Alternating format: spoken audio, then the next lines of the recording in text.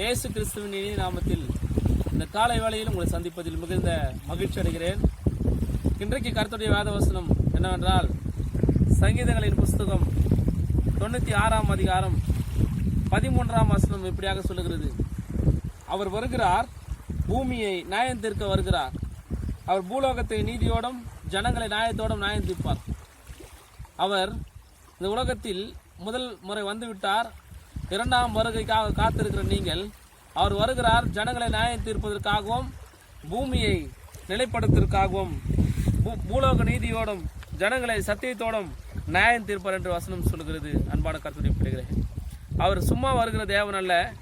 நமக்காக வந்து அடிக்கப்பட்டு சிலுவையில், கல்வாரி சிலுவையில் நமக்காக மரித்து 3ஆம் நாள் உயிரோடு எழுந்து பரலோக ராஜ்யத்துக்கு நேராக போயிருக்கிறார். அவர் போய் உங்களுக்கான ஒரு ஸ்தலத்தை ஆயத்தம் பண்ணுகிறேன் என்று சொல்லுகிறார். சொல்லிவிட்டு இந்த பூமியில் இருக்கிற ஜனங்களை நியாயம் தீர்ப்பதற்காக, சத்தியத்தின் பிரகாரம் நியாயம் தீர்ப்பதற்காக மறுபடியும் திரும்ப வருகிறேன் என்று சொல்லுகிறார். அன்பான கர்த்தருடைய பிள்ளைகளே, அவர் வருகிறார் பூமியில் இருக்கிற ஜனங்களை நியாயம் தீர்ப்பதற்காகவும் பூமியில் வசிக்கிற பாவங்களை நியாயம் தீர்ப்பதற்காகவும் பாவிகளையும் சன்மார்க்கனையும் துன்மார்க்கனையும் நீதிமான்களையும் ரட்சிக்கப்பட்டவர்களையும் ரட்சிக்கப்படாதவர்களையும் நியாயம் தீர்ப்பதற்காக அவர் வருகிறார். ஜனங்களை சத்தியத்தோடு நியாயம் தீர்ப்பார், பூலோகத்து நீதியோடும் நியாயம் தீர்ப்பார் என்று வேதவசனம் சொல்லுகிறது. அன்பான கர்த்தருடைய பிள்ளைகளே, இதை கேட்டுக்கொண்டிருக்கிற அன்பான தேவ ஜனங்களே, அவர் நியாயம் தீர்ப்பதற்கு இது காலமா இருக்கிறது. இந்த காலத்தில் அவர் எப்போ வருவார் என்று சொல்ல முடியாது. கண்டிப்பாக வந்து உங்களுக்கான குறைகளையும் குற்றங்களையும் உங்கள் வாழ்க்கையில் இருக்கிற நிறைகளையும் எல்லா காரியங்களையும் அவர் நியாயம் தீர்க்க விரும்புகிறார். எல்லாவற்றும் தம்முடைய பாதத்துக்கு கீழ்ப்படுத்திருக்கிற தேவன் இன்றைக்கு நம்முடைய வாழ்க்கையில பெரிய காரியங்களை செய்கிற தேவனா இருக்கிறார். இன்றைக்கும் அவர் உங்கள் மத்தியில வாழ்ந்து கொண்டிருக்கிறார். இன்றைக்கும் உங்கள் மத்தியில் அவர் வசித்துக் கொண்டிருக்கிறார். அந்த தேவனை நீங்கள் நம்புவீர்களானால் உங்கள் வாழ்க்கையும் உங்கள் எதிர்காலமும் சிறப்பாக அமையும் என்று நான் சொல்லுகிறேன். அன்பான கர்த்தருடைய பிள்ளைகளே, இந்த ஒரு காலகட்டத்தில் தேவன் உங்களை நேசிக்கிறார், உங்களை அதிகமாக விரும்புகிறார்.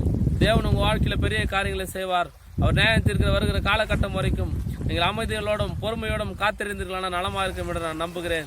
தேவன் உங்களையும் உங்கள் குடும்பங்களையும் உங்கள் எதிர்காலங்களையும் ஆசீர்வதிப்பார் என்று நான் விரும்புகிறேன். அவர் வருகிற வரைக்கும் நீங்கள் ஆயத்தத்தோடும் முடிவு பறிந்து நிலை நில்லுங்கள். பிசாசான உங்களை விழுங்காதபடிக்கு அவர் நியாய தீர்ப்புக்கு ஏதுவாக உங்கள் வாழ்க்கையும் பரிசுத்தப்படுத்திக் கொள்ளுங்கள், உங்கள் எதிர்காலங்களையும் பரிசுத்தப்படுத்திக் கொள்ளுங்கள். தேவன் உங்களை 100 மடங்கு ஆசீர்வதிப்பார் என்று நான் சொல்லுகிறேன். இந்த காரியத்துக்காக உங்களுக்காக நான் ஜெபிக்க விரும்புகிறேன். ஜெபிக்கலாமா? எங்களை அதிகமாக நேசிக்கிறதா அன்பின் பரலோக பிதாவே, இந்த வார்த்தை கேட்கிற பிள்ளைகள் வாழட்டும், செழிக்கட்டும், ஆசீர்வதிக்கப்பட்டோம். உங்கள் குடும்பங்களையும் எதிர்காலங்களையும் இது ஆசீர்வதிக்கிறாங்க. உடைய நாம தொடர்ந்து மகிமைப்படுவதாக. உடைய நாம பிரகாரம் நாங்கள் வாழட்டும், ஆசீர்வதிக்கப்பட்டாண்டு இயேசு கிறிஸ்துவின் வல்லமையும் மகிமையும் ஆசீர்வாதங்களும் ஐஸ்வர்யங்களும் இவர்களோடு கூட இருக்கட்டும். நிறைய ஆசீர்வாதத்தை நடத்துங்க. இயேசு கிறிஸ்துவின் வல்லமுள்ள நாமத்தில் ஜெபிக்கிறோம் என் ஜீவனுள்ள நல்ல பிதாவே. கர்த்தர் உங்களையும் உங்கள் குடும்பங்களையும் ஆசீர்வதிப்பாராக. ஆமென்.